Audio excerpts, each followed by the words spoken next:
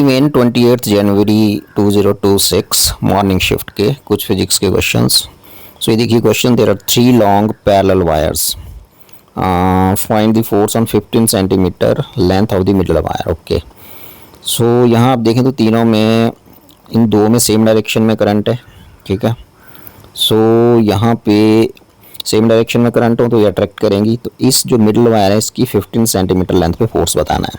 तो same direction में ये अट्रैक्ट करेगी तो ये भाई इस तरफ जाएगी, और इसकी वजह से ये देखो ये अपोजिट डायरेक्शन में करंट है, तो ये इसको चेक करना, तो रिपेल करेगी, इसका मतलब इससे दूर जाएगी, ठीक है। तो इसकी वजह से जो फोर्स लगा, रिपल्सिव फोर्स लगा इसके ऊपर, वो F1 सपोज कर लेते हैं, और इसकी वजह से जो लगा थर्ड वायर की वजह से वो उसको F2 मान लेते हैं।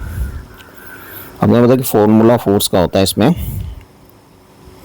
म्यू नॉट अपॉन 4 पाई 2I1 I2 length L upon R, ठीक है। सो ये आ गया फर्स्ट वायर के लिए। F1 निकाल लेते हैं पहले ये, तो F1 के डिस्टेंस R लिखना है आपने 3 सेंटीमीटर, ठीक है। तो R को आपने लिखना है, R1 बोल देते हैं उसको 3 सेंटीमीटर, ठीक है। और फिर दूसरी के लिए R2 को लिखना है आपने 2 सेंटीमीटर दूसरे फोर्स के लिए। सो आ जाएगा 10⁻⁷ to F1 force on middle wire due to first wire, ठीक है।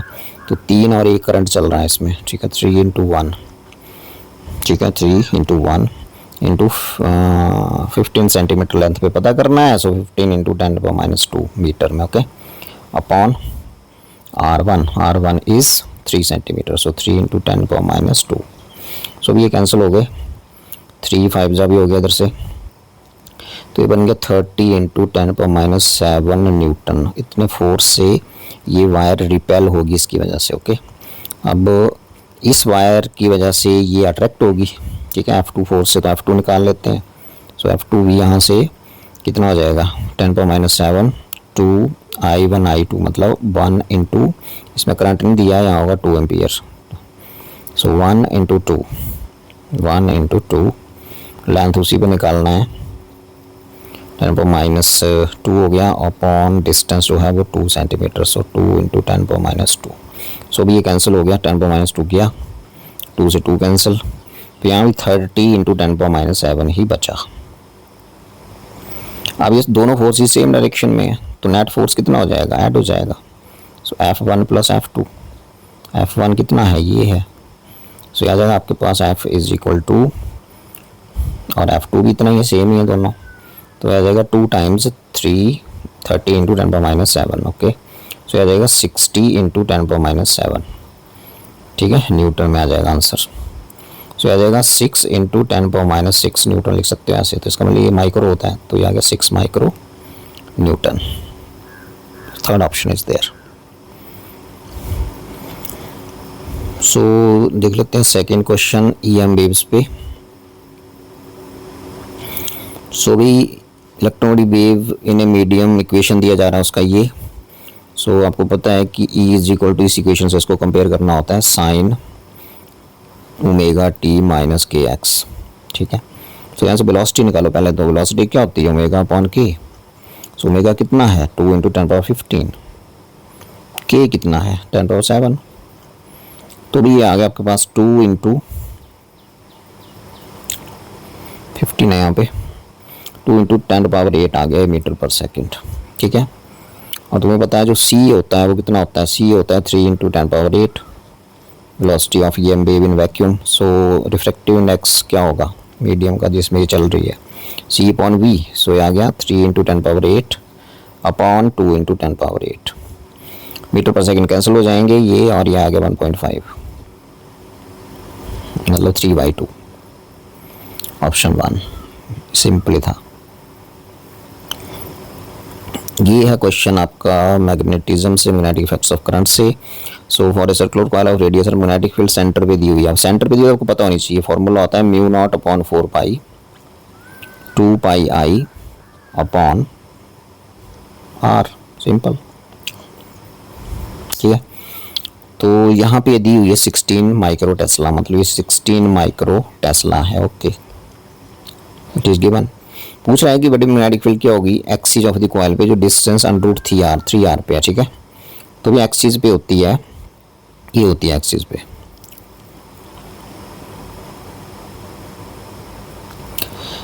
म्यू नॉट अपॉन 4 पाई 2 पाई आई अपॉन, तो ये होती है अभी आर स्क्वेयर अपॉन, ये होता है नीचे X square plus R square की पावर होती है 3/2। ये फॉर्मूला आपको याद होना चाहिए, ठीक है। तो एक्सिस पे देख लेते हैं कितनी आती है। तो इसको भी ऐसे रखते हैं म्यू नॉट अपॉन 4 पाई 2 पाई, तो ऐसा करते हैं कि इसको पुट्टी कर देते हैं बिकॉज ये आपको दिया हुआ है। अच्छा आर नहीं है नीचे, ठीक है। तो यहाँ से इसको यदि हम सॉल्व करते हैं या इसमें ऐसे ऐसे हो सकता है कि 2 पाई आई पॉइंट, इसकी वैल्यू को यदि हम ऊपर से ले आएँ, ये वैल्यू सारी की सारी ये वाली, तो यहाँ से कितनी हो जाएगी ये वैल्यू, ये हो जाएगी यहाँ से mu naught upon 4 pi value हो जाएगी 2 पाई आई, ये जो वैल्यू है हो जाएगी 16 आर, आर इधर चला जाएगा ना, ये ऐसे माइक्रो टेस्ला, ठीक है। ये इस वैल्यू को हम ध्यान में रखेंगे। तो ये वैल्यू कितनी आ गई 16 आर, ठीक है। माइक्रो भी है वो ध्यान रखेंगे, माइक्रो ये लिख देते हैं लास्ट में। तो आगे 16 आर, बिल्कुल ठीक, आर स्क्वेयर अपॉन एक्स की वैल्यू दे रहा है √3 आर, तो इसको लिख दो नीचे √3 आर, इसका है whole square plus R square, और उसका है फिर 3/2 पावर बार भी है, ठीक है, माइक्रो टेस्ला। तो भी इसको यदि मैं सॉल्व करता हूँ ना, तो देखो ये आ जाएगा आराम से। ये हो गया 16 आर क्यूब अपॉन, ये हो गया √3 का स्क्वायर हो गया 3 R square plus R square और उसकी पावर 3/2। तो इसको सॉल्व करते हैं तो 16 आर क्यूब अपॉन, ये हो जाएगा 4 आर स्क्वायर और उसकी पावर 3/2, ठीक है। तो इसको लिखें आगे, तो 16 आर क्यूब अपॉन 4 की पावर 3/2, तो 4 की पावर 3/2 को कैसे लिख सकते हैं, 2 की पावर 2 और उसकी पावर कितनी 3/2 लिख दिया ऐसे, और आगे कौन है आर स्क्वेयर, तो आर स्क्वेयर की पावर 3/2, ये मल्टीप्लाई है बीच में। तो इसको लिखें तो ये आ जाएगा देखो 16 आर क्यूब अपॉन, तो ये भी 2 से 2 कैंसिल हो गया, ये 2⁻³ बचा 8 और यहाँ बचा आर की पावर 3, ये 2 से 2 भी कैंसिल हो गया, तो आर क्यूब से आर क्यूब भी कैंसिल हो गया। तो माइक्रो टेस्ला तो चल ही रहा था, ठीक है, माइक्रो टेस्ला तो चल ही रहा था। तो ये आ जाएगा आपके पास 2 माइक्रो टेस्ला, बिकॉज 8 से 16 कट गया तो 2 माइक्रो टेस्ला होगी फील्ड एक्सिस पे, जो सेंटर से कितने दूर है पॉइंट की। तो ऑप्शन 4 रहेगा इसका ये वाला। आसान क्वेश्चन था ये भी। ये देखिए टफ क्वेश्चन ग्राफ वाला। सो इस क्वेश्चन में आपने सिंपल ये देखना है कि जो आपका ऑब्जेक्ट है वो ड्रॉप किया है हाइट एच से, ठीक है, above the ground, apart from force of gravity additional drag force लग रहा है उसमें। अच्छा, तो इस केस में जो आपकी क्या बोलते हैं उसको एक्सेलरेशन होगी ना, वो हो जाएगी ma = जो नेट फोर्स नीचे की तरफ लगेगा वो लगेगा mg माइनस ड्रैग फोर्स, है ना, ड्रैग फोर्स है, ड्रैग फोर्स नेगेटिव kb ये लिख देते हैं ये। यहाँ से एक्सेलरेशन पूछेंगे, ये तो एक्सेलरेशन कितना आएगा, m नीचे आ जाएगा तो ये g बचेगा यहाँ से, तो ये बचेगा एक्सेलरेशन ये, ठीक है। अब बोल रहा है कि ग्राफ कैसा होगा वेलोसिटी का किसके साथ, टाइम के साथ, वेलोसिटी टाइम ग्राफ कौन सा ठीक है इन चारों में, ये है क्वेश्चन। तो भी जब आपने इसको ड्रॉप किया ऊपर से तो उस टाइम तो वेलोसिटी 0 थी, तो एक्सेलरेशन मैक्सिमम थी, कितनी आ गई g, ठीक है। सो मतलब टाइम t = 0 पे शुरू में a = g होगा, और जैसे जैसे बॉडी नीचे की तरफ आएगी तो उसकी वेलोसिटी इंक्रीज होती है, तो वेलोसिटी बढ़ेगी तो ड्रैग फोर्स भी बढ़ेगा, ड्रैग फोर्स बढ़ेगा तो एक्सेलरेशन कम हो जाएगी, ठीक है। वेलोसिटी बढ़ेगी ना नीचे को, ठीक है, लेकिन ड्रैग फोर्स जो है आपका वो क्या होगा, ड्रैग फोर्स ये भी बढ़ेगा, वेलोसिटी बढ़ रही है, ड्रैग फोर्स भी बढ़ेगा, इट विल आल्सो इंक्रीज। इस फैक्टर के बढ़ने से, ड्रैग फोर्स के बढ़ने से, इस फैक्टर के बढ़ने से एक्सेलरेशन कम हो जाएगा, एक्सेलरेशन विल डिक्रीज। अब एक्सेलरेशन डिक्रीज का मतलब क्या है यहाँ पे, कि जो वीटी ग्राफ होगा उसमें जो स्लोप होगा वो थोड़ा फ्लैटर हो जाएगा, सीधा नहीं रहेगा, मतलब ऐसे नहीं जाएगा, थोड़ा ऐसे हो जाएगा ये, ये एक्सेलरेशन डिक्रीज होने की वजह से, ठीक है। जो स्लोप है वी टी ग्राफ का वो थोड़ा फ्लैटर हो जाएगा ऐसे, ओके। और जब आपकी ग्राउंड पे आके जब ग्राउंड पे आके आपकी मतलब एक्सेलरेशन डिक्रीज हो रही है, तो एक्सेलरेशन जीरो कब होगी है क्वेश्चन अब। एक्सेलरेशन जीरो कब होगी, जब ये जो आपका ड्रैग फोर्स है ये ग्रेविटी के बराबर हो जाएगा, ड्रैग फोर्स बॉडी के वेट के बराबर हो जाएगा, तो एक्सेलरेशन जीरो हो जाएगी। बिकॉज ये 5 है तो ये भी 5 हो जाएगा, तो 5 - 5 0, तो एक्सेलरेशन जीरो हो गया। तो एक्सेलरेशन जीरो कब होगी, व्हेन जो आपका ग्रेविटी है या ड्रैग फोर्स है वो किसके बराबर हो जाएगा, drag force will become equal to what, gravity या वेट, ओके, ठीक है। तो मान लो टाइम टी पे होता है, उस टाइम वेलोसिटी होगी कुछ मान लो वी टी, तो वी टी कितना हो जाएगा यहाँ से, तो यहाँ से बी की जगह वी टी भर दो, एक्सेलरेशन तो जीरो हो चुकी है, तो यहाँ से हो जाएगा G minus K upon M V T is equal to zero, ठीक है। तो यहाँ से वी टी कितना हो जाएगा, वी टी हो जाएगा यहाँ से equal to M G upon K, ये हो जाएगा एम जी अपॉन के, बिल्कुल ठीक। अब जब एक्सेलरेशन जीरो हो जाएगा तो उस टाइम वेलोसिटी क्या हो जाएगी, कांस्टेंट हो जाएगी, ठीक है। तो वेलोसिटी कांस्टेंट हो गई तो इसका मतलब ये थोड़ी देर के बाद ये ग्राफ ऐसे तो फ्लैटर है इसका स्लोप ना, ये फ्लैटर है, उसके बाद ये पैरेलल हो जाएगा टाइम एक्सिस के, ये देखो ये वेलोसिटी क्या हो गई है, कांस्टेंट हो गई। वेलोसिटी ने कांस्टेंट वैल्यू अचीव कर ली है, ये मैक्सिमम वैल्यू, ये जो वेलोसिटी की कांस्टेंट वैल्यू है वो ये है, तो ये था इसका मतलब ऑप्शन 3 वेलोसिटी और टाइम में ग्राफ होगा, ठीक है। तो इसमें दोबारा देख लेते हैं कि जो नीचे की तरफ आ रही है बॉडी, तो इसके लिए इक्वेशन ऑफ मोशन क्या हो जाएगी, M is equal to weight drag force, ठीक है, ड्रैग फोर्स माइनस के भी है वो लिखते हैं यहाँ पे। एक्सेलरेशन निकल गई यहाँ से, T is equal to zero जब ड्रॉप करी थी तब एक्सेलरेशन जी के बराबर थी, और जैसे जैसे बॉडी नीचे आती है तो उसका वेलोसिटी इंक्रीज होती है, वेलोसिटी इंक्रीज होने से ड्रैग फोर्स बढ़ेगा, ड्रैग फोर्स बढ़ेगा तो एक्सेलरेशन कम हो जाएगी, एक्सेलरेशन कम होगी, इसका मतलब जो ग्राफ का स्लोप है वो थोड़ा ऊपर की तरफ जाएगा, ऐसे फ्लैटर हो जाएगा, वो स्ट्रेट नहीं रहेगा ग्राफ, ओके। और फिर वेलोसिटी तो आपकी क्या हो रही है, सॉरी एक्सेलरेशन क्या हो रही है, डिक्रीज हो रही है, डिक्रीज होते होते एक्सेलरेशन कुछ टाइम के बाद जीरो हो जाएगी, तो एक्सेलरेशन जीरो हो जाएगी तो उस टाइम वेलोसिटी मान लो टाइम टी पे वी टी थी, तो वी टी कितनी हो जाएगी, एम जी अपॉन के, मतलब वेलोसिटी क्या हो जाएगी, कांस्टेंट हो जाएगी। कांस्टेंट मतलब वेलोसिटी टाइम ग्राफ जो अब इस पॉइंट के बाद स्ट्रेट लाइन हो जाएगा, मतलब straight line means parallel to time axis हो जाएगा। तो ये था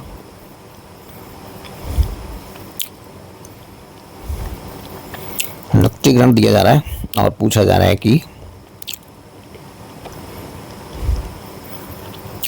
वर्चुअल वैल्यू निकालो करंट की RMS value, T equal to 0 से टी इक्वल टू, तो इसके लिए सिंपल जो फॉर्मूला रहता है आई वी का वर्चुअल वैल्यू ऑफ करंट का, वो क्या होता है, 0 टू टी जाना है ये, ठीक है, I square d t upon t ये होता है। तो यहाँ पुट कर दो वैल्यू, तो आई की वैल्यू कितनी है, आई नॉट मतलब आई नॉट स्क्वायर टी स्क्वायर, ये स्क्वायर करना है इसका, अपॉन अपॉन क्या हो गया, टी स्क्वायर हो गया और एक टी और है नीचे, और लिमिट चला जाएगा 0 टू टी और आगे आ जाएगा डी टी। तो टी वेरिएबल है, बाकी सारे कॉन्स्टेंट बाहर ले आओ, तो वर्चुअल वैल्यू हो जाएगी करंट की, आरएमएस वैल्यू हो जाएगी आई नॉट स्क्वायर तो बाहर आ गया, टी क्यूब भी बाहर आ गया, ठीक है। अब अंदर क्या बचा, अंदर बचा ये 0 टू टी और ये बचा टी स्क्वायर डी टी, तो यहाँ से आ जाएगा, देखो आई नॉट है, so I naught square upon t cube और ये आ जाएगा टी क्यूब अपॉन 3, ठीक है। 3 को लिख देते हैं इधर और इस टी को लगा देते हैं अब limits, this is lower limit this is upper limit, so भी ये आ जाएगा आपके पास यहाँ से बच्चों ले जाएगी आई नॉट स्क्वायर 3 टी क्यूब और ये आ जाएगा टी क्यूब माइनस 0 क्यूब, है ना, टी क्यूब ही रहेगा, तो टी क्यूब से t cube cancel, so I naught square upon 3 square होता है यहाँ पे, सो यहाँ से आ जाएगा I v is equal to under root of this and this will be I naught upon root 3, ये आ जाएगी virtual value of current fourth, ठीक है जी। इसी से क्वेश्चन था, सिंपल ही था ये भी। तो ये पूछ रहा है कि सिंपल हार्मोनिक मोशन से क्वेश्चन की position of particle x is equal to ये दी हुई है, ठीक है, डिस्प्लेसमेंट इक्वेशन दिया हुआ सिंपल हार्मोनिक मोशन में, potential energy is minimum at T upon this, तो पोटेंशियल एनर्जी का टाइम के साथ जो ग्राफ होता है वो ये होता है, देखो ये ठीक है, ये आता है ग्राफ ऐसे, ये है टाइम, और ये जो ग्राफ बन रहा है ये बन रहा है आपका पोटेंशियल एनर्जी के लिए, यू के लिए मतलब, ठीक है। सो भाई यहाँ होता है एक पूरा टाइम पीरियड टी, और यहाँ होता है टी बाई टू, ठीक है। तो यहाँ हो गया 3t/2 एंड सो ऑन, ठीक है। सो आप देख रहे हो कि जो पोटेंशियल एनर्जी है, इधर को पोटेंशियल एनर्जी प्लॉट हो रही है यू, तो पोटेंशियल एनर्जी मिनिमम बन रही है t/2 पे, ठीक है। तो मैक्सिमम वैल्यू ऑफ बीटा क्या होगी, तो मैक्सिमम वैल्यू ऑफ बीटा क्या होगी, ये होगी t/2 पे मिनिमम बन रही है ना ये, तो यहाँ साथ में कौन चिपका हुआ है 1, तो ये पर मैक्सिमम वैल्यू ही है, तो ये है बीटा। सो यहाँ पे बीटा 2, ठीक है।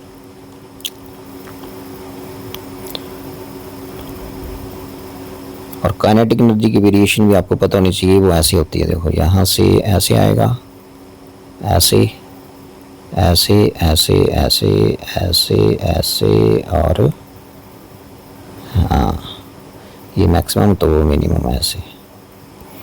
तो ये जो आपको दिख रही है पिंक वाली, ये है काइनेटिक एनर्जी का ग्राफ, ठीक है। सो वेरिएशन आपको पता होनी चाहिए। तो यहीं से सिंपल सा क्वेश्चन पूछ लिया था कि क्योंकि जो आपकी काइनेटिक और पोटेंशियल एनर्जी की जो वेरिएशन होती है वो डबल दी फ्रीक्वेंसी होती है SHM से, है ना। तो ये भी बड़ी इंपॉर्टेंट चीज़ थी, तो ये उसी के ऊपर था क्वेश्चन, थोड़ा घुमा दिया था और कुछ नहीं था, ठीक है। तो उसमें potential energy is minimum at t is equal to this, तो बीटा की वैल्यू 1, ओके। ये क्वेश्चन है टेढ़ा question.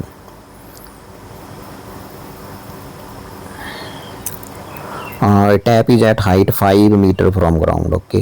Water drops are falling from it at regular interval. When first drop hits the ground, 6 drop is just about to fall, okay. So भी इसमें ऐसे है कि ये है आपका,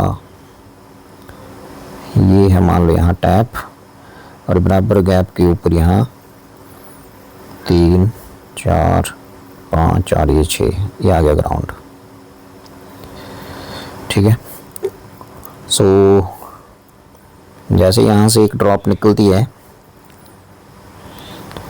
ठीक है, तो बोल रहा है कि जो first drop hits the ground, तो 6 ड्रॉप इज जस्ट, मतलब ये छठी ड्रॉप यहाँ तैयार है, फिर यहाँ 5वीं, चौथी यहाँ पहुँच गई थी उस टाइम, तीसरी, दूसरी और ये पहली, ठीक है, और ये ग्राउंड आ गया फिर। तो ऐसा है कि सपोज कर लेते हैं कि जो टाइम इंटरवल है वो ले लेते हैं 2, ये जो टाइम इंटरवल है एक कंसेक्यूटिव ड्रॉप्स के बीच, इसको टी ले लेते हैं, ठीक है। So T is equal to, मैंने ले लिया time interval between consecutive drops, ठीक है, सक्सेसिव ड्रॉप्स के बीच, कंसेक्यूटिव ड्रॉप्स के बीच टाइम इंटरवल एट टी ले लिया। सो जब फर्स्ट ड्रॉप की यदि हम बात करें, तो फर्स्ट ड्रॉप जब यहाँ से नीचे की तरफ अपनी जर्नी शुरू करी होगी उसने, तो वो एक्टिव जो टाइम इंटरवल रहा होगा वो कितने इंटरवल्स रहा होगा, देखो ये आ गया 1, ये 2, ये 3, ये 4, है ना, ये आपका 5, ठीक है। इसके बाद तो फिर ग्राउंड पे आ गई ना, ये होगा यहाँ ग्राउंड। तो एक्टिव टाइम इंटरवल जो रहे होंगे वो कितने रहे होंगे, 5 रहे होंगे, ठीक है। सो जब फर्स्ट ड्रॉप यहाँ से यहाँ पहुँची होगी तो एक्टिव टाइम इंटरवल्स रहे होंगे 5, ठीक है। तो टाइम इंटरवल हो गए 5t, ठीक है। तो फिर ये हाइट जो इसने टोटल गिरी है नीचे तक, ये हाइट है कितनी, 5 मीटर, इसको मैच बोल देता हूँ 5 मीटर, ये आ गई। तो फिर आप जो S is equal to half A T square होता है बुलवा दो, यू तो यहाँ 0 इनिशियल, तो यहाँ आ गया आपके पास यू 0 है इनिशियल, तो यहाँ आ गया, इसको बोल रहे हैं h, और ये हो गया हाफ ए, और ये t का होल स्क्वायर, मतलब t का लो 5t, ये आ गया। सो यहाँ से कितना आ जाएगा, ये हाफ 25t स्क्वायर है ना, ठीक है। हाँ, एक ही वैल्यू तो g लिखी नहीं, ये g, सो आ जाएगा 10 इंटू कितना आ गया, ये काट के 25t स्क्वायर, ये आ गया, ठीक है। तो ये आ गया आपके पास 125 टी स्क्वायर। ये तो ये तो बात होगी आपकी कि जो फर्स्ट ड्रॉप जब ऊपर से नीचे आई होगी ना, तो एक्टिव टाइम इंटरवल्स रहे होंगे 5।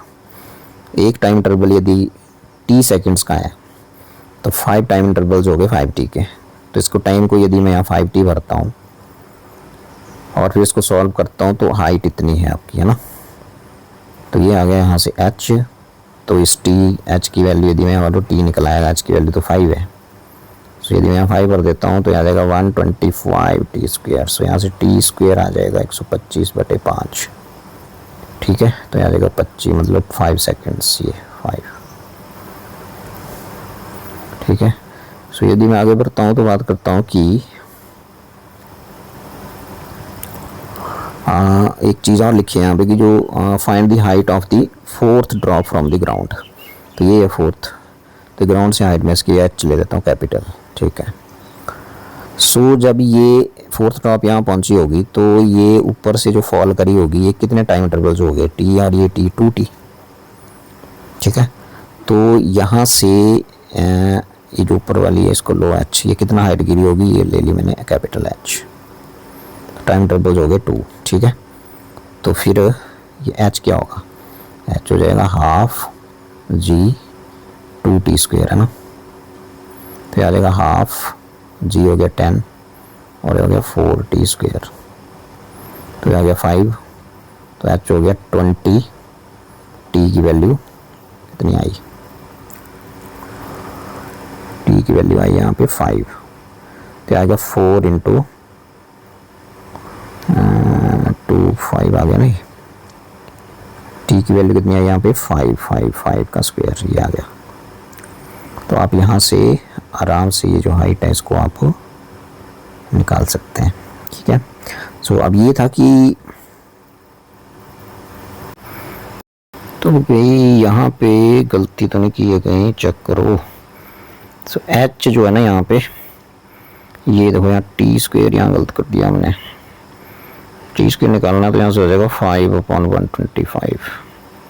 सो मतलब 1/25 हो गया है, मतलब टी आ गया आपके पास 1.5 सेकेंड्स। तो यहाँ टी की वैल्यू जो है ना, ये तो ठीक ही हो रहा है, यहाँ टी की वैल्यू 1.5 करनी है आपने, उसका स्क्वायर है। तो एच देख लेते हैं कितना आता है, एच आ गया 5 इंटू 4 और ये आ गया 1/25, ठीक है। सो ये आ गया 4/5 मीटर आ गया भाई ये। तो भाई एच, अब क्वेश्चन है कि ग्राउंड से उसकी हाइट पूछी जा रही है। जब first find the height of the fourth drop from the ground निकालनी है ना, जब फर्स्ट ड्रॉप ने ग्राउंड को हिट किया, ठीक है। तो मतलब आपको अब ये निकालना है, ये वाली ये पूछ रहा है। तो ये टोटल कितनी है 5 और ये कितनी कवर हो चुकी है, फोर्थ ड्रॉप ने, हाँ ये ऊपर से कितनी कवर कर ली जब फर्स्ट ने ग्राउंड को हिट किया था। तो ये करी थी इसने कैपिटल एच और वो कितना आया 4/5 मीटर, है ना। तो देयरफॉर ये जो हो जाएगा एच डैश, ये हो जाएगा आपके पास, दोनों को माइनस कर दो, H dash is equal to ये टोटल h माइनस एच, ये वाली है ना। सो h कितना है 5 माइनस कैपिटल एच कितना आया 4/5। सो वही 5 आ गया ये, 5 माइनस 4/5 कितना आंसर आ रहा है इसका 14.2। तो ये आ गया भाई 1 करके 25 माइनस 4 21/5, मतलब 4 5 के 20 और 5 दूनी 10, 4.2 मीटर आएगी ये वाली। तो ये था टफ है क्वेश्चन ये थोड़ा, इसमें सिंपल आपने ये देखना है कि दो जो आपकी कंसेक्यूटिव ड्रॉप्स का है, time interval between 2 consecutive drops आपने ले लिया टी। सो आपने फर्स्ट ड्रॉप की जर्नी को कंसिडर किया, जैसे उसने अपनी जर्नी डाउनवर्ड शुरू करी तो वो 5 टाइम इंटरवल एक्टिव थे उस टाइम में, देखो 1 2 3 4 और ये 5, ठीक है। तो इसका मतलब t is equal to 5t। फिर हमने ये फॉर्मूला लगा दिया काइनेमेटिक्स का और यहाँ से इन प्लेस ऑफ t हमने 5t लिखा और यहाँ से आपकी जो टाइम है, बिकॉज एच तो टोटल दिया हुआ था, जो फर्स्ट ड्रॉप ऊपर से नीचे पहुँची है वो कितनी हाइट ग्राउंड तक आने में ली है उसने 5 मीटर। तो एच को 5 पुट करके t निकल गया। फिर ये पूछ रहा है कि find the height of the fourth drop from the ground, जब फर्स्ट ने हिट किया तो फोर्थ ड्रॉप की हाइट कितनी है ग्राउंड से, वो तो ये दिख रही है, ठीक है।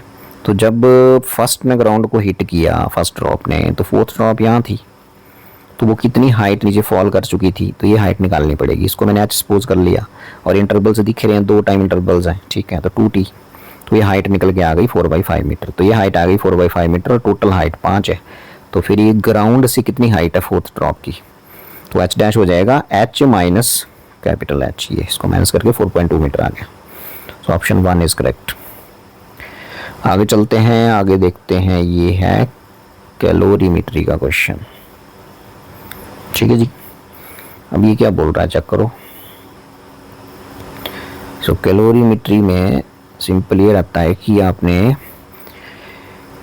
काफ़ी चीज़ें पता होनी चाहिए। MC डेल्टा T फॉर्मूला लगेगा और एक लेटेंट हीट का ML लगेगा, ठीक है। सो 10 kg आइस है, -10 डिग्री पे है, ठीक है। सो अभी सिचुएशन कुछ ऐसे है कि ये 10 kg आइस जो है ये है -10 डिग्री सेल्सियस पे, ओके। तो जब ये आपका 0 डिग्री सेल्सियस पे आएगा तो रहेगा तो ये आइस ही, तो 10 kg आइस ही रहेगा ये। तो यहाँ जो हीट देनी पड़ेगी वो होगी MS delta T, specific heat है, ठीक है। अब ये आइस ही है, अभी है ना, आइस ही है, तो आइस सॉलिड स्टेट में ही है अभी, तो यहाँ इसको लेटेंट हीट देनी पड़ेगी ML। जैसे हम लेटेंट हीट देंगे, 1 ग्राम आइस को मेल्ट करने के लिए 80 कैलोरी चाहिए होती है, 80 कैलोरी पर ग्राम होती है, दी भी हुई है, ठीक है।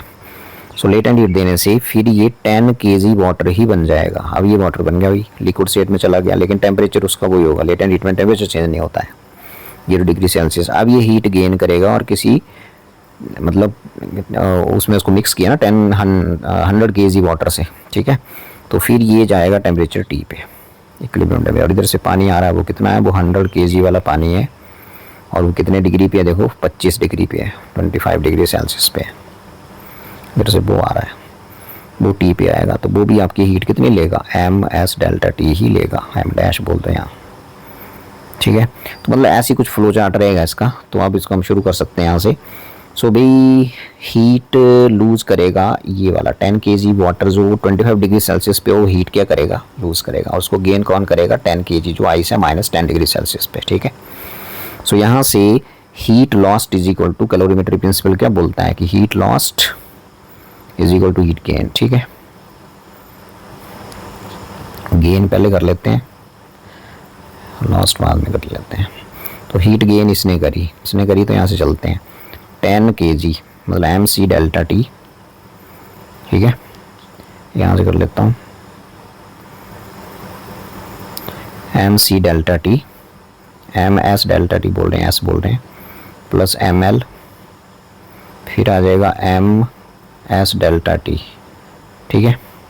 ये आ जाएगी आइस की, आइस, ठीक है, और ये आ जाएगी वाटर की, ये रखें थोड़ा ध्यान, is equal to M dash हो जाएगा, ये पानी की स्पेसिफिक हीट, और ये डेल्टा T देख लेते हैं क्या क्या आता है। M मतलब 10 kg, ठीक है। स्पेसिफिक हीट, स्पेसिफिक हीट पानी की होती है 1, CGS में ले रहा हूँ, ये kg में ले रहा हूँ, यहाँ पे kg, इधर kg है तो इधर भी kg होगा, ये भी सारे kg में होंगे, तो इक्वल टू मतलब कोई ग्राम में ले लो, kg में ले लो, कोई फ़र्क नहीं पड़ेगा उससे, है ना, because left hand side equal to right hand है ना, इक्वल टू का साइन है बीच में, इक्वेशन है। सो इसकी 1 है, ये जो दी हुई है 1, देखो ये वाटर की 1 है ना, सॉरी आइस की कितनी दी हुई है, आइस की दी हुई है हाफ का मतलब ये 0.5 है, चलो हाफ लिख देते हैं, डेल्टा T। अब ये समझने वाली बात, देखो डेल्टा T क्या होगा, यहाँ से ये जो है ना आपका -10 से 0 पे आएगा, तो ज़्यादा माइनस कम वाला, 0 माइनस -10 मतलब 10 नहीं बचेगा, प्लस M कितना है 10, लेटेंट हीट कितनी है उसकी 80, ठीक है। अब ये बन गया पानी 0 डिग्री पे, इतनी हीट मिलने से, फिर ये 10 नहीं था, ये अब पानी बन चुका है, इसकी स्पेसिफिक हीट हो जाएगी 1, और फिर ये जाएगा इक्विलिब्रियम टेम्परेचर T मान लेते हैं, तो 0 से अब जाएगा ये T पे, मतलब T - 0 ऐसे करके, is equal to M dash, मतलब वो कितने में मिक्स किया उसको 100, S कितना है उसका 1, और ये आएगा 25 से आएगा T पे, मतलब 25 से कम पे जाएगा, तो 25 ज़्यादा है ना, तो ज़्यादा माइनस कम, 25 - T ये आएगा, ठीक है, 25 - T।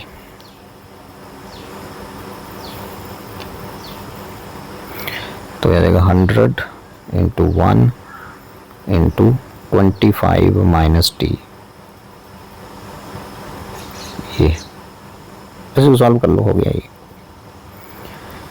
सो यहाँ से देखो यदि तो ये कट गया, ये बन गया 50 प्लस 800 प्लस 10t बचा, ये इज इक्वल टू कितना बचा, ये इज इक्वल टू 100, इसको अंदर ले जाओ ना, 20 100 है ये, 100 है ये, तो इक्वल टू 100 है ये, इंटू 1 है, तो बन गया 2500 माइनस 100t, माइनस 100t आ गया ना ये, तो यहाँ से माइनस 100t आ गया ये, ठीक है। तो यहाँ से इसको परे ले जाएंगे तो 100 का कितना हो गया ये, 110t हो गया ये, ठीक है।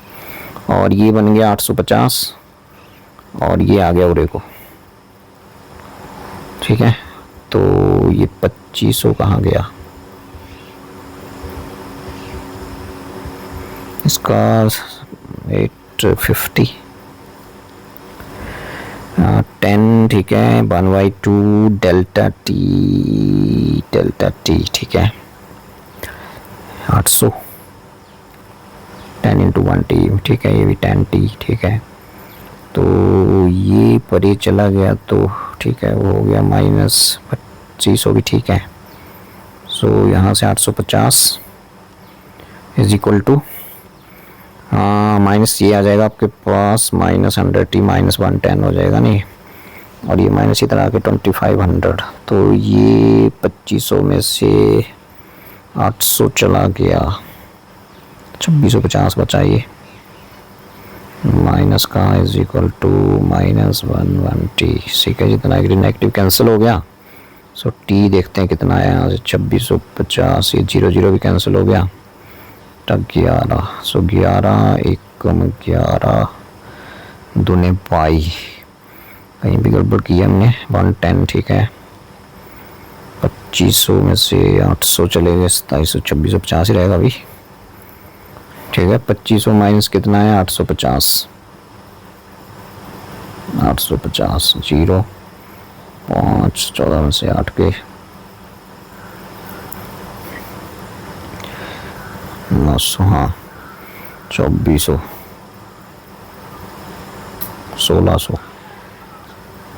1650 रहेगा, ठीक है।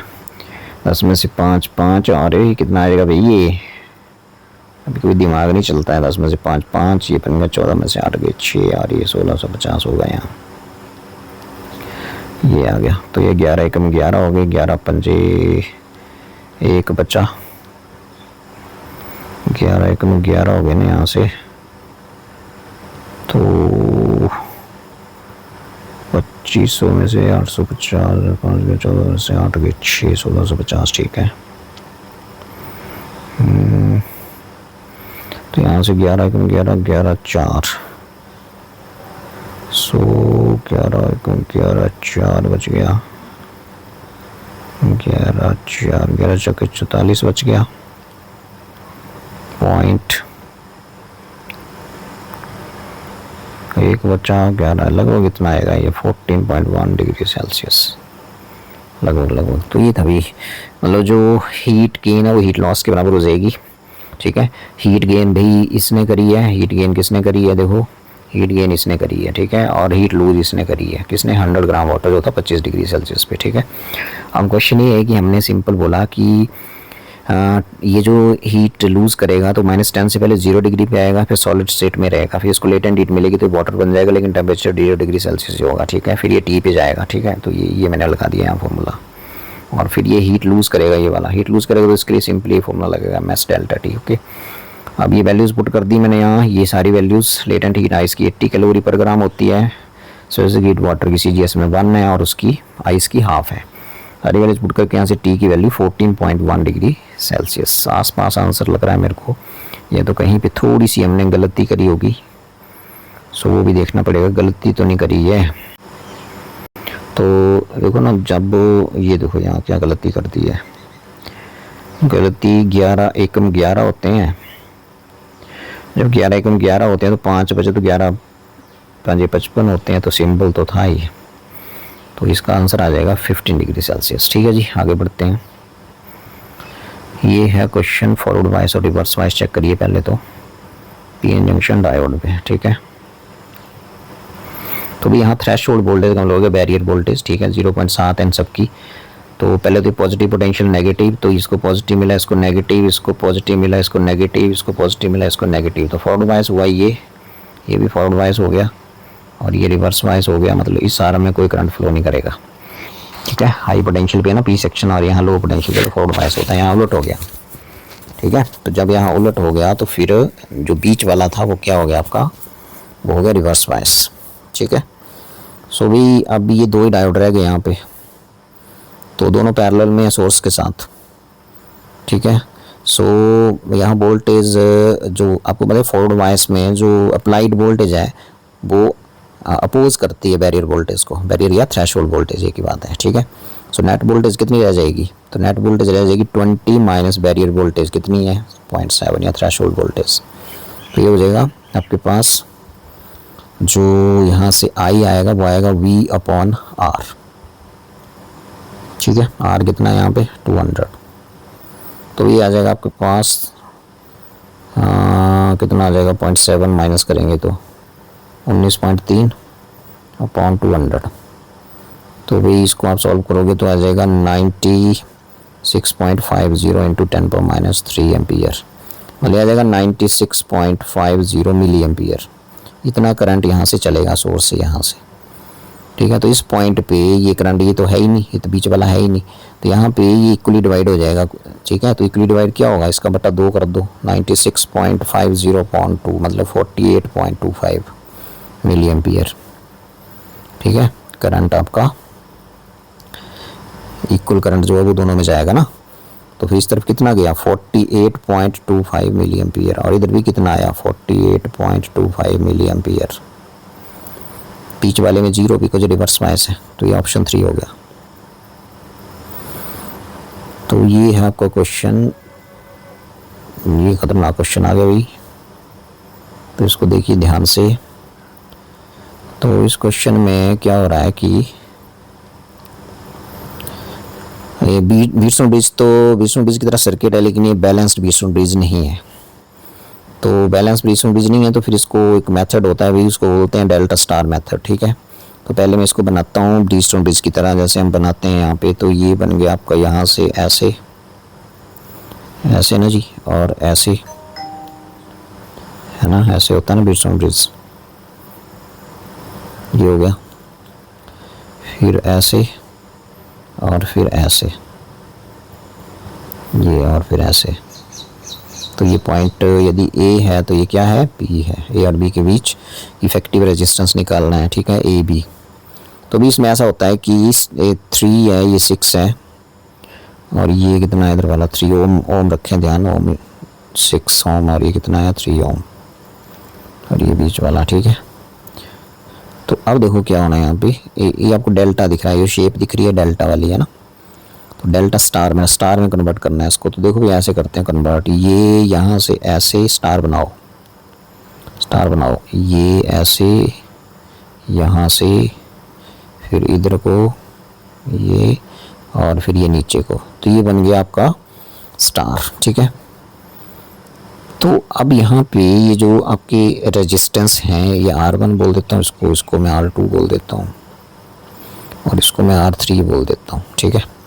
तो भी R1 क्या होगा, इसके अगल बगल में जो इधर जो रेजिस्टेंस है उनका प्रोडक्ट और डिवाइडेड बाई इसमें तीनों का सम 3, 6 और 3, ठीक है।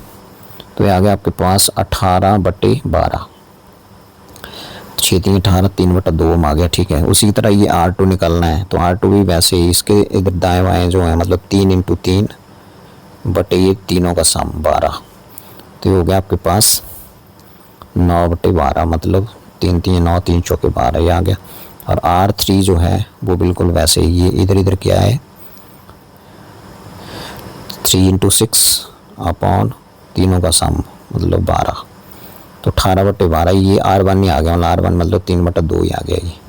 तो भी ये जो आपको रेड सा दिख रहा है, अब इसका रिड्यूस फिगर ये बन गया, देखो इसका इक्विवेलेंट फिगर ये बना, देखो इधर दिस इज ए, ये R1, ठीक है, ये R2 है ना, और ये कौन है आगे 6, ये 6, ठीक है, बीच वाला तो ये इसकी जगह आ गया ना।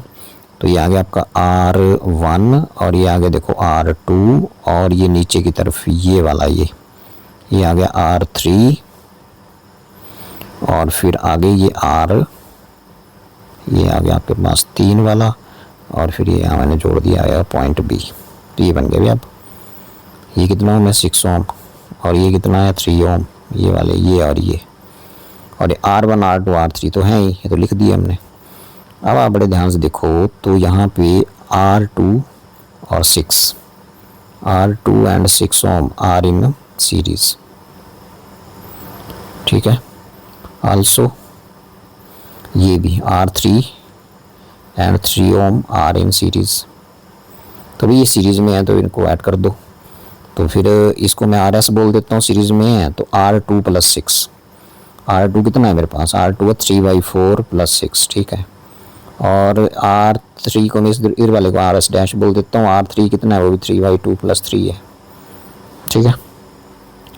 तो यहाँ 4 यदि एलसीएम आ जाएगा तो 3 + 24 27/4 ये बचेगा शायद, 4 3 और 4 6 चौके 24 27। और यहाँ कितना बचेगा, यहाँ यदि ये 2 है तो 3 + 6 बचेगा 9/2 बचेगा, ठीक है जी।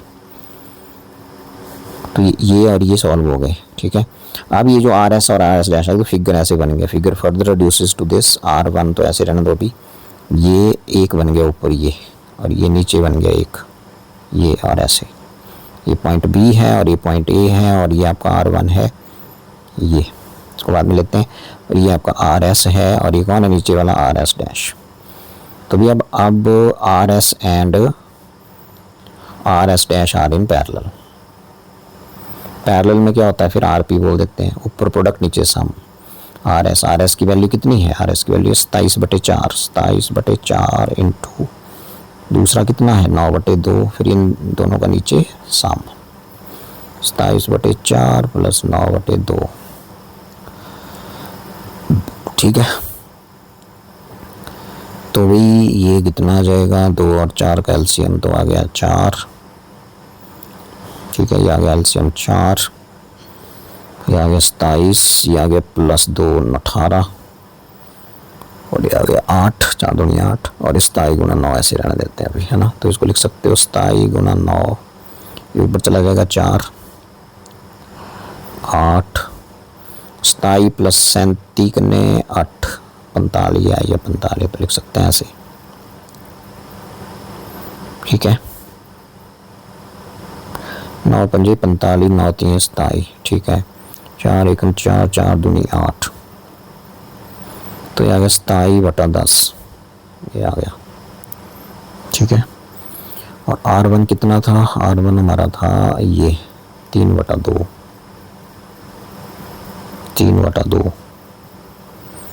तो अब ये बन गया फिगर फर्दर रिड्यूस हो गया R1 और ये हो गया R1 और ये हो गया आपका क्या निकाल रहे थे हम RP, ये अब बन गया पॉइंट B। तो ये रह गया अब A और B में।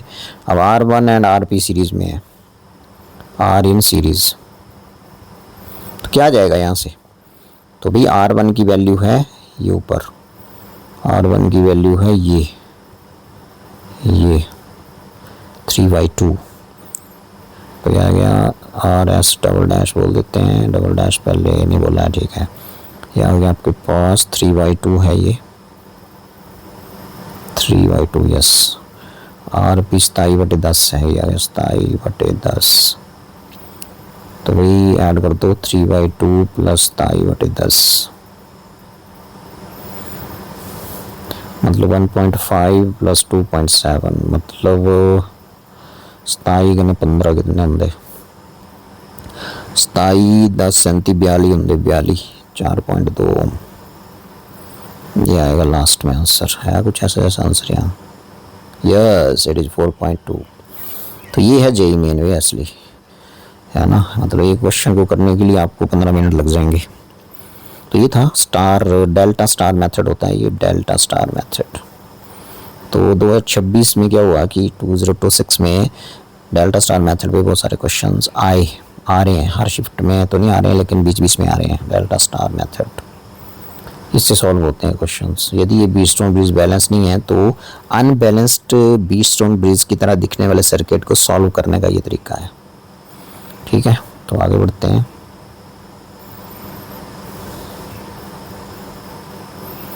ये है आपका क्वेश्चन।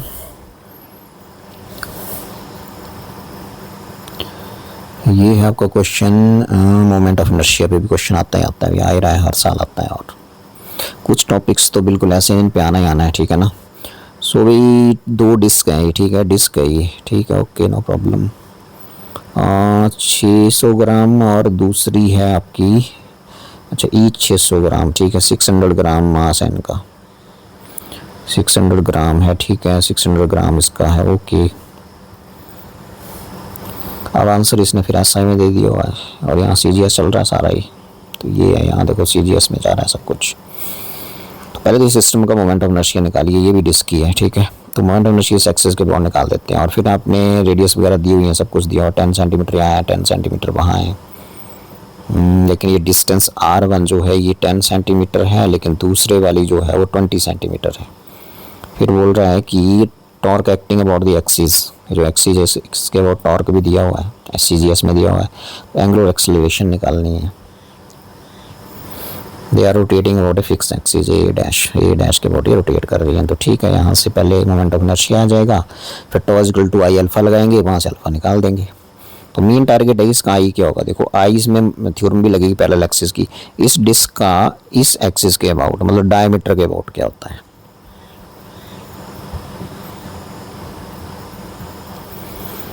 ठीक है, सो इस डिस्क का डायमीटर के अबाउट क्या होता है, ये है क्वेश्चन यहाँ पे।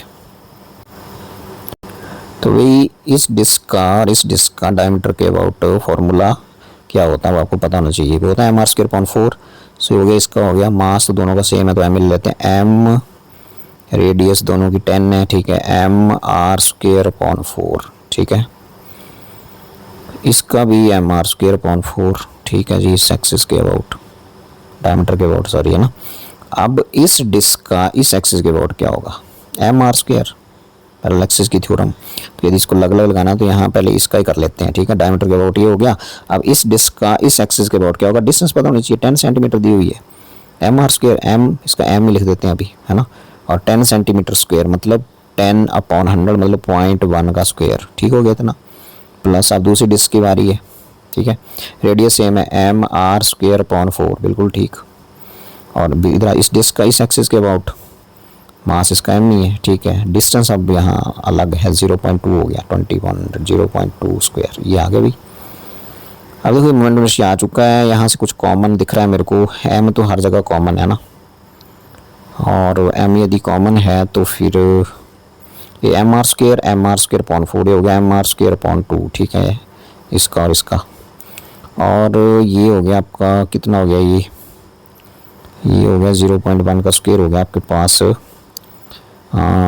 आ गया, 0.0 ये आ गया, ठीक है, यस। तो ये आ गया m प्लस ये आ गया 0.02 m, तो ये आ गया भाई।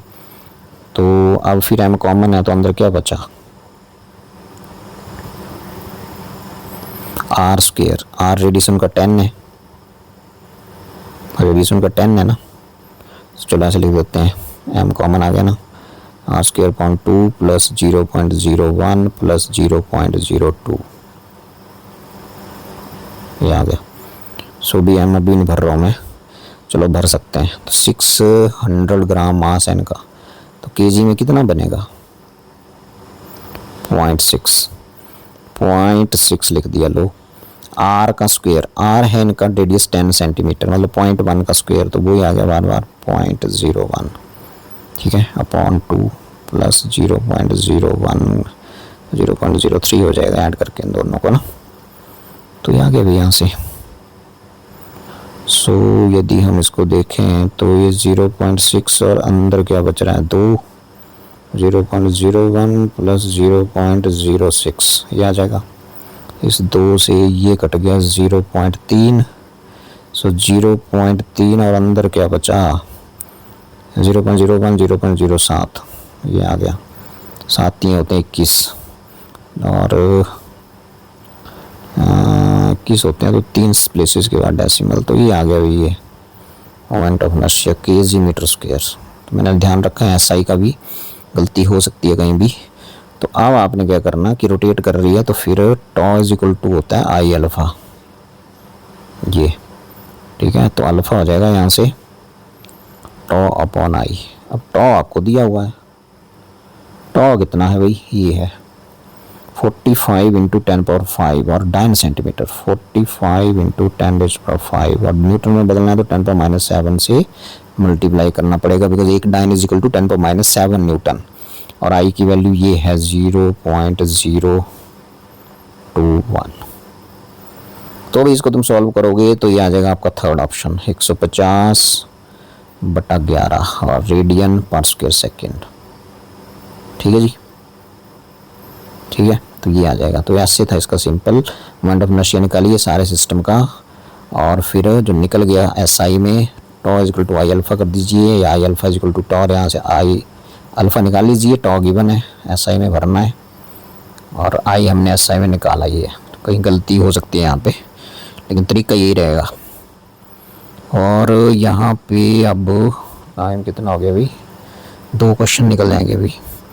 बाई कन्वेक्स लेंस है, रिफ्रैक्टिव इंडेक्स इतना है, plano concave lens of refractive इतना है, सेम पावर।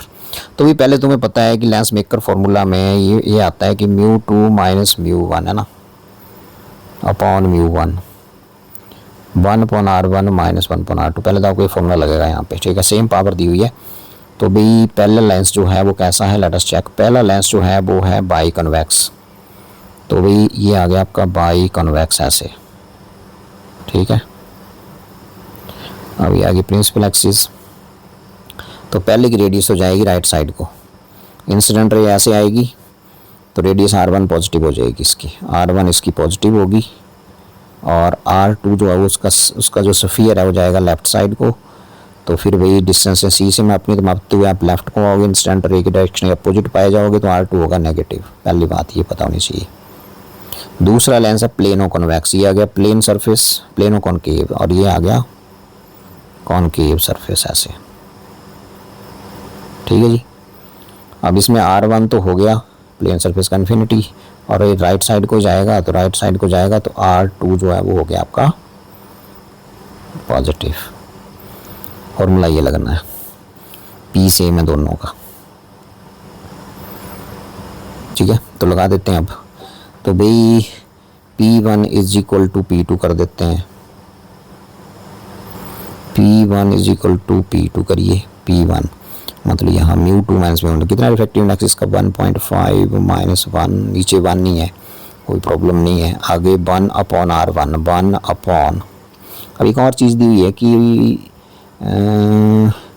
ये जो सेकंड रेडियस है कन्वेक्स का घेरे का, सेकंड रेडियस का मतलब ये वाली जो रेडियस है, हाँ वो आ रही है, सेम है मतलब वो, तो R ले लेता हूँ इसको, और इसकी भी ये आ रही है, ठीक है। तो ये क्या और चीज़ है, ये R, ठीक है। यहाँ मतलब आपने R ही लिखना है, R दी हुई है, वही है ना, सेम है।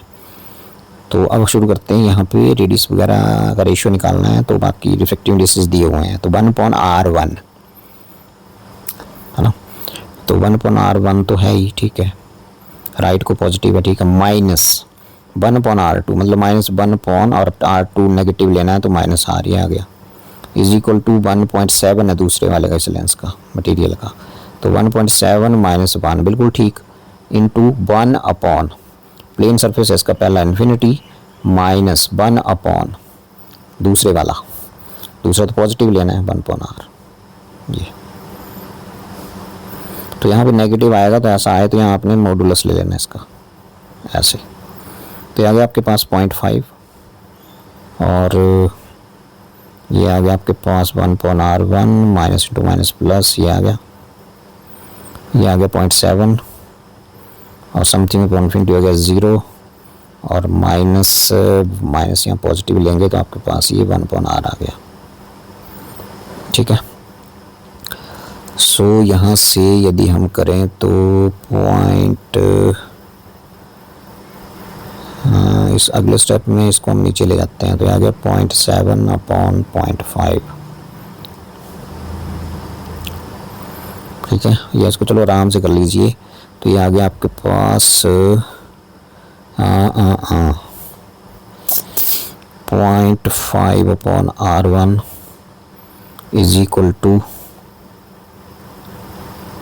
0.7 अपॉन R माइनस चला गया परे को 0.5 अपॉन R। तो भाई यहाँ से पूछ क्या रहा है, first radius of curvature to second radius of curvature.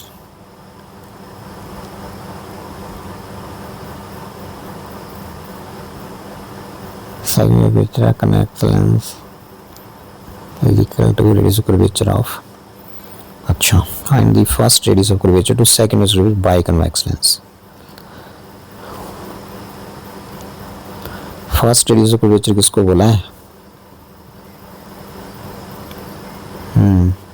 तो यहाँ से R1 अपॉन R निकालना है। तो आपके पास आ जाएगा ये 0.5 upon R1 is equal to 1 upon R common आ गया और अंदर बचा 0.2। ठीक है, सो यहाँ से आपको कितना आएगा, ये R1 यहाँ चला गया है ना, तो आ जाएगा R1.5 is equal to R upon 0.2। So implies R1 upon R आ जाएगा 0.5 अपॉन 0.2, 5/2। यस 5/2 मतलब सेकेंड ऑप्शन आएगा इसका। ठीक है, ये वाला। तो ये R1 अपॉन R का रेशो पूछ रहा है। तो ये था भाई लेंस मेकर्स फार्मूला पे, सिंपल सा क्वेश्चन था ये। ठीक है, तो इसको भी लगा देते हैं अभी। तो ये लग जाएगा, यहाँ से देखिए जरा ध्यान से। डी ब्रोगली वेवलेंथ के ऊपर क्वेश्चन है, ड्यूट्रॉन और दूसरा particle alpha particle, kinetic energy के साथ रिलेशन क्या होता है। तो तुम्हें बताइए लैम्डा क्या होता है, H/P होता है, और P क्या होता है आपका 2me। E काइनेटिक एनर्जी है 2me under root 2me under root ये। अब तुम देखो कि लैम्डा कैसे वेरी करा, मास और ई से इनवर्सली और अंडर रूट है ना, तो बस ये लगा फॉर्मूला। अब ये बोल रहा है कि रेशियो डी ब्रोगली वेवलेंथ का निकालना ड्यूट्रॉन का। तो यहाँ से आप लिख सकते हो lambda deuteron upon lambda alpha particle is equal to, ये अंडर रूट पूरा आ जाएगा यहाँ से ऐसे। तो ड्यूट्रॉन वाला नीचे होगा MdEd, ठीक है, और ऊपर होगा अल्फा वाला E अल्फा। ठीक है, इन्वर्सली है ना। सो ये 4 टाइम्स होता है नीचे वाले से, mass of alpha particle 4 times होता है Md का, है ना। और एनर्जी शायद दी हुई है काइनेटिक एनर्जी के अल्फा पार्टिकल की 2k, अल्फा की है 2k और उसकी कितनी है k, ये दिया हुआ है। इसका मास Md है। ठीक है, एक कैंसिल कर देते हैं, k से k कैंसिल, Md से Md कैंसिल, 4 दूनी 8 अंडर रूट बटा 1, तो ये बन गया अंडर रूट 4 इंटू 2 बटा 1, ये बन गया 2 अंडर रूट 2/1।